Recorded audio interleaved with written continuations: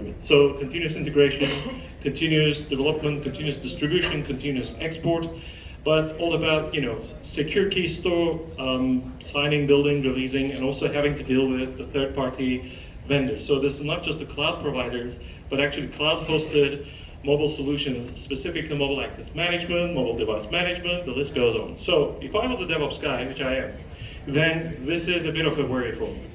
That means I don't have the luxury to do all these things out of the box, right? So oftentimes our employers and our managers expect the world from us. For example, can you build me a Unity application, right? How the hell am I going to build a Unity application? How do you build a Unity application? Any show of hands? Have you ever built a game? What does it require to build a game? Let's hear about it. What kind of game did you build? Mobile game, great. So, so which platform did you use? I use Unity. Unity. Very good. Thank you. Guys, please show a round of hands, please. Thank you. Thank you. Thank you. Next slide, please. So that means, and we're going to talk a little bit about building different things. The key challenge is, as you'll see, that the platforms and the frameworks are so varied. So it's not like, hey, let's build an Android app, let's build an iOS app. Oftentimes the developers will build them for you. But as a DevOps guy, how the hell am I going to create an automation pipeline for it, right? What are the prerequisites? So can I build an iOS application with a Windows machine? No. No. Yes. Right. Yes. No cheating. So those are the kind of challenges we normally face. So when our managers, our bosses, our sponsors, our customers come to us and say, well, you have a bunch of Unix or you have a bunch of Linux virtual machines running around, why don't you repurpose them? Or let's get you a Mac Mini. I'm sure you can build 100 apps on it. So at Microsoft, we were employed and acquired by Microsoft to solve their mobile DevOps problem. I repeat. So Microsoft builds Office tools, it's on every platform. We have Microsoft is one of our biggest customers. So they say that, what is it that we need to do to solve problems like mobile asset management, mobile device management? Any idea what that is? Yeah, as a DevOps guy, you have basically not just the pipelines to work about, but actually your target environment, target operational environment, your dev environment, your prod environment, your UAT, your pre-production, your QA systems, and ERP platforms using mobility. Things like SAP, things like, oh my God, success factors, the list goes on. So as a DevOps guys, this is now becoming so much of a challenge. Typically the thing is, unique problems that doesn't exist elsewhere. So I have to deal about not just a specific operating system version or a patch version or a support version, but also deal with different security problems that I have no control of. So how am I going to do governance? How am I going to do policy and compliance? I'm sure you all know about this. And about identity and authentication on the mobile app itself. Do I use Touch ID? Do I use Face ID? If I were to create a CI pipeline, how am I going to automate that? Do I use a simulator? You know, what is it that I do? So, long story short, mobile DevOps have unique problems that doesn't actually exist in other parts of the DevOps challenges. So it's okay. So why do we talk about mobile DevOps as an area of concern within our community? That's why you're all here today. So because a lot of the times the DevOps engineers have to solve these problems themselves.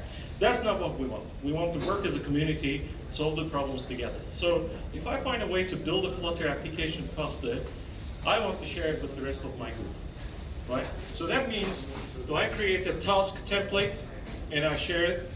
Have you ever built a Flutter application yet? Do you have a pipeline for Dart? We should share it. Let's talk. So then, let's talk about, for example, testing applications. Can we actually do test automation as part of our pipelines? Now, it doesn't matter if you use Surface CI, it doesn't matter if you use Jenkins or Jira, I don't care. But there are templates, and this is what we want to solve in the industry, and which we're doing actually quite well. It's typically, up until now, it's always been somebody else's problem, right? So the mobile developer builds it, let them sort it out. The problem is when Jeff goes on holiday, everything fails because he hasn't shared the mobile provisioning profiles, right? Or he didn't give you the P12 password. Correct? So what we want to do is, as a DevOps community, this mobile specific problems should be not just Jeff's problems or your problems, it's our problems to solve. So historically, mobile DevOps has been deemed too specialized. I don't care if it's not part of Azure DevOps. I will never care. No, that's not the case.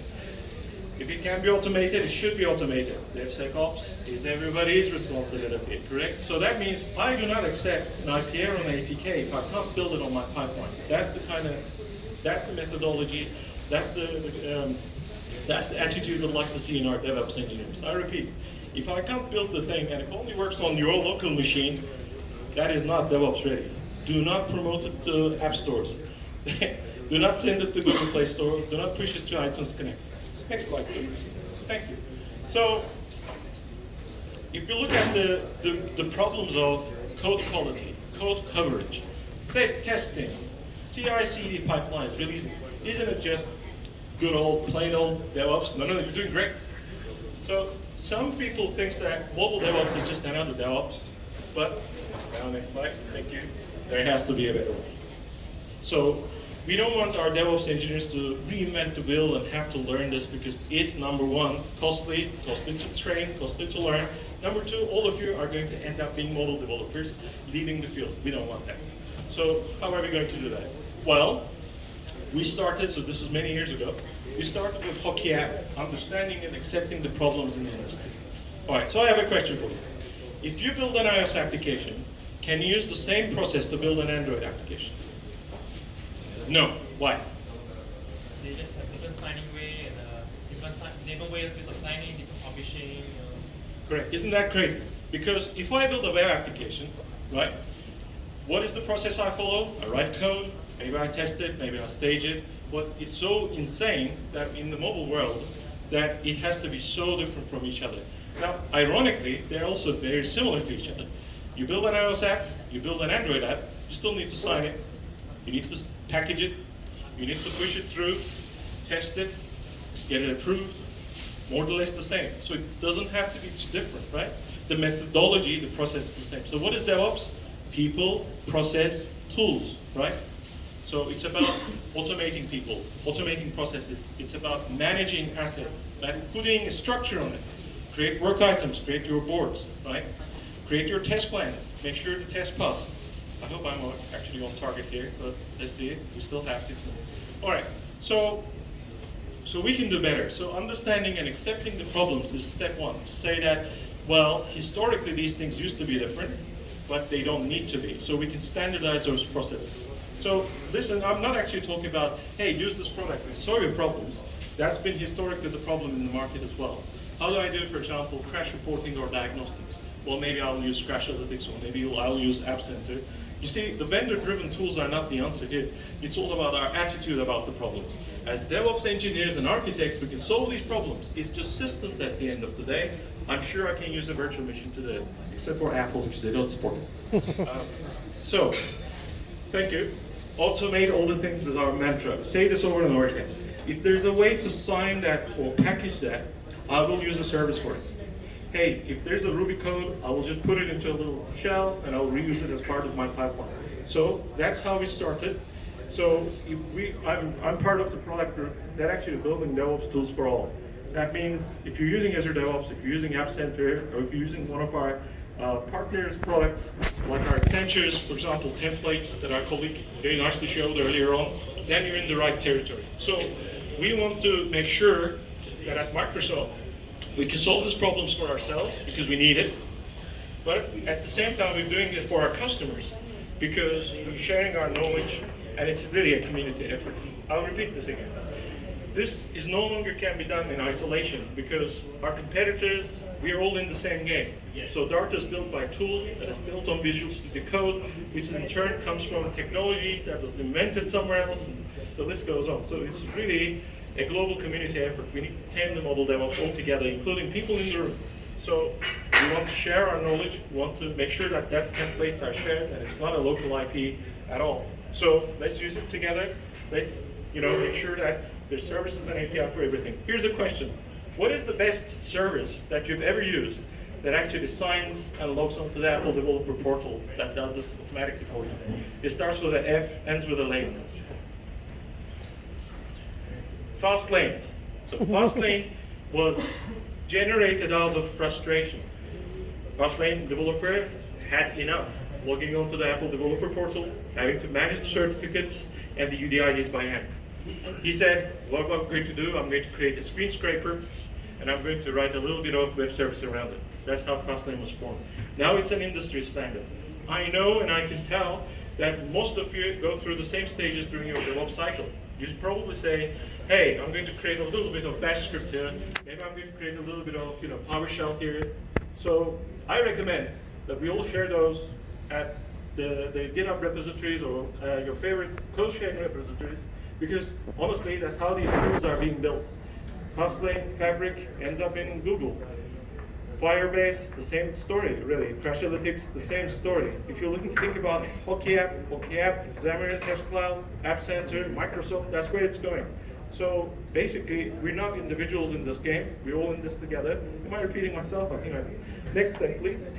So, how do we do in mobile DevOps at Microsoft? 3 minutes, please. Next. Thank you. We fail fast and we fail open. So we learn from our mistakes. This should come as no surprise to DevOps experts in the room. What does this mean? This means there's no architectural template that we can follow because it changes so often. iOS 12 was very different than iOS 7. Same thing goes for Android. Android 10 is very different than Android 7. So that means we really need to be in tune with the changing momentum in the market. So we know that this cannot rely on Jeff, definitely, and this cannot really rely on Apple or Google or any combination thereof.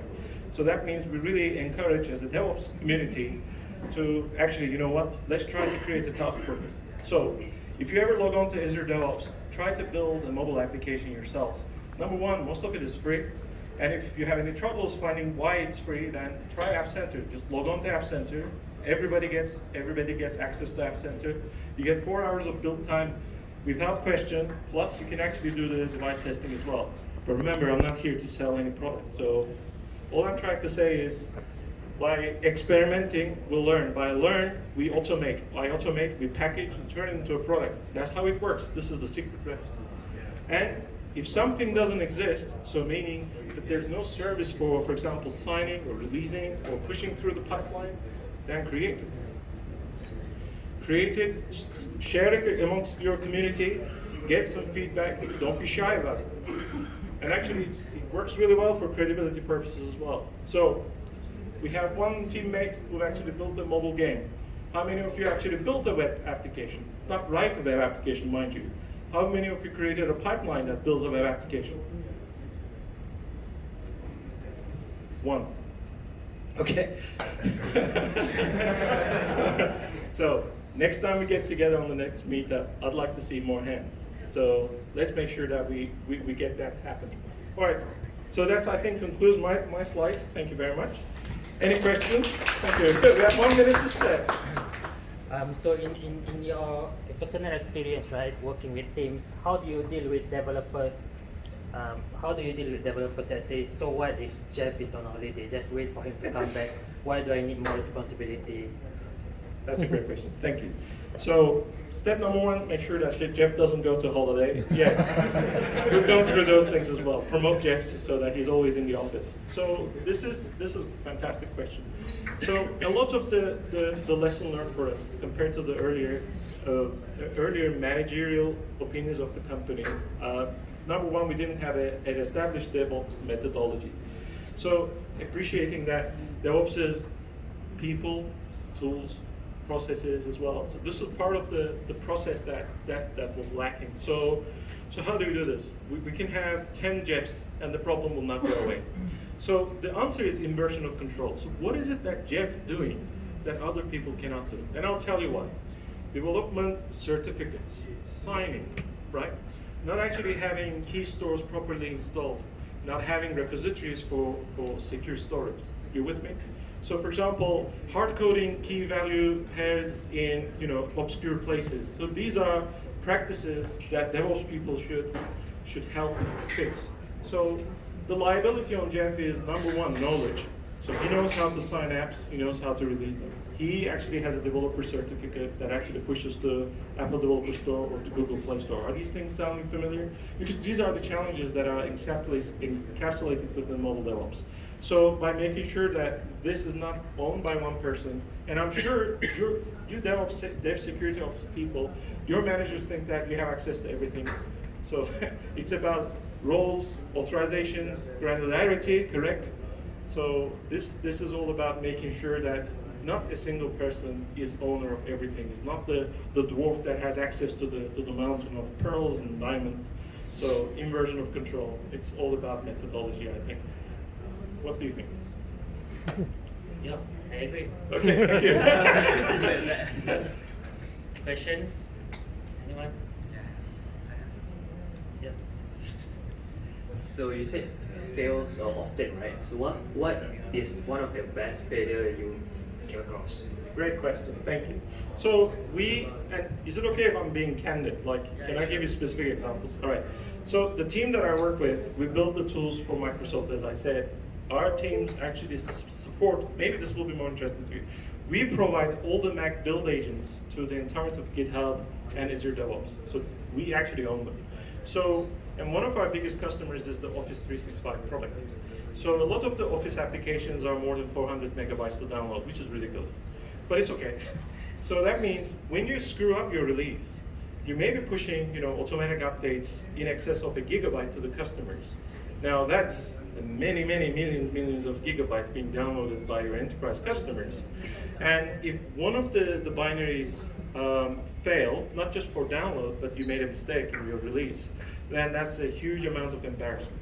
So long story short, the way that we deal with this is we accept that a lot of our products are very, very public. So something goes wrong, it really is very visible. So there's no place to hide. So how do you solve this problem? So we always have about 4,000 devices on 24/7 ready. So I repeat, we have physical devices in a device test farm. So these devices are always ready to make sure that any artifacts or any packaged products, any published products are actually launchable. So we call these launch tests. So failing fast is learning from these embarrassments. So then, the company just says, okay, well, let's make sure that this doesn't happen again. So, and also making sure, and I hope I won't bore you with this, making sure that you don't encourage a blame culture in your organizations. As DevOps people, it's our responsibility to accept that there will always be problems. And these problems will technically possible, or it will be possible because people are tired. So as soon as we embrace that problems will happen, we should never blame anyone for this, then solutions come afterwards. So one of the solutions is to say, okay, I raised my hand, it was my fault, sorry, I forgot to sign it, and I pushed it out to production. So fail fast, fail often, and make sure that you learn from these mistakes. So you can create logbook entries, but often what we do is we hang people out on the street, so nobody repeats that mistake again. So we basically internalize and publicize what went wrong. So we write things like trip reports, obviously incident analysis. We put photographs, and people actually raise their hands and say, it was my fault. So hopefully this really helps in terms of harboring the right DevOps culture. Good questions. 2 good questions so far. How are you doing for Any time? more questions? No, we are good on time. No worries. Any more questions?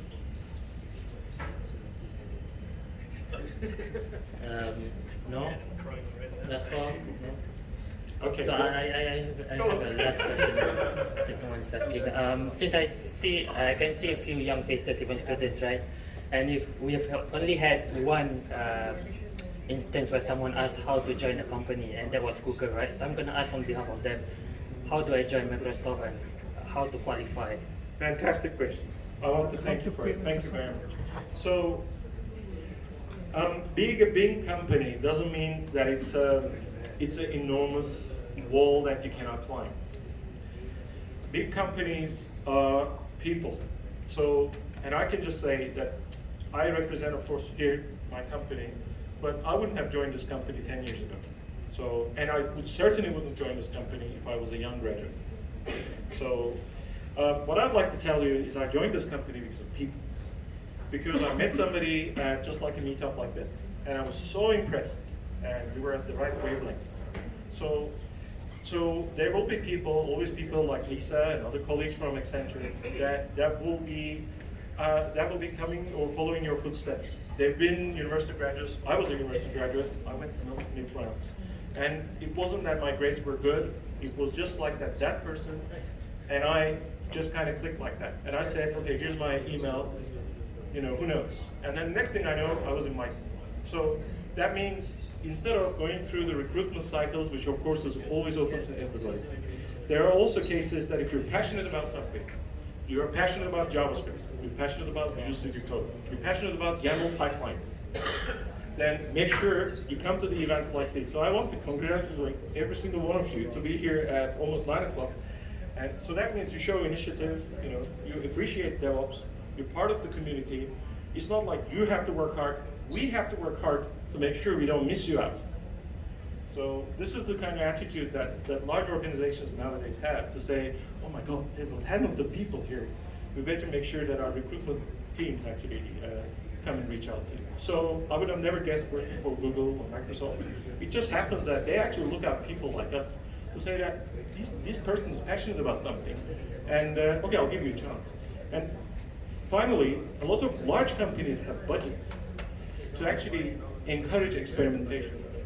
Smaller companies don't have that kind of IT budget sometimes, and they may not have the liberty to go and hire people.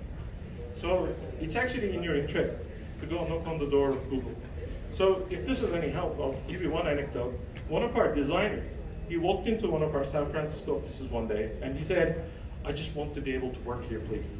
So then I'm not encouraging, but it did happen. So then the receptionist said, do you have an appointment? He just said that I'm so. So the receptionist managed to find the manager to go through the portfolio of the individual. The individual didn't come prepared, but he had a portfolio PDF in his pocket. So when the manager said, well, can you show me something that you have? Oh, here's my GitHub website, this is my profile. And by the way, this is a couple of screenshots of the work that I've done. So the next thing you know, he was invited for an interview. The rest is the story. So he's working as a designer.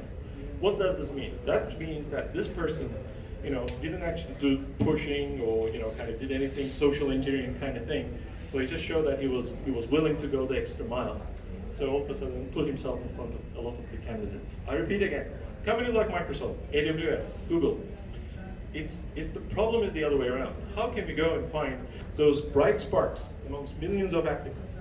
Well, the good news is the managers themselves have the budget, and they have the power to pull the strings to come in and talk to you. Number one, a lot of the young people, if they're interested in DevOps, that is gold. Because a lot of the people we know are developers, but not interested in DevOps. So I want to thank you for actually showing initiative to joining the meetup groups, and of course, super organizers who are making this happen. So hopefully this answers the question. All right, if no more questions, then round of applause for Mr. Bora. So before we dismiss, right, a request from our sponsor, Saga, for a group picture. So I hope everyone can stay and honor this request. Where do you want to take?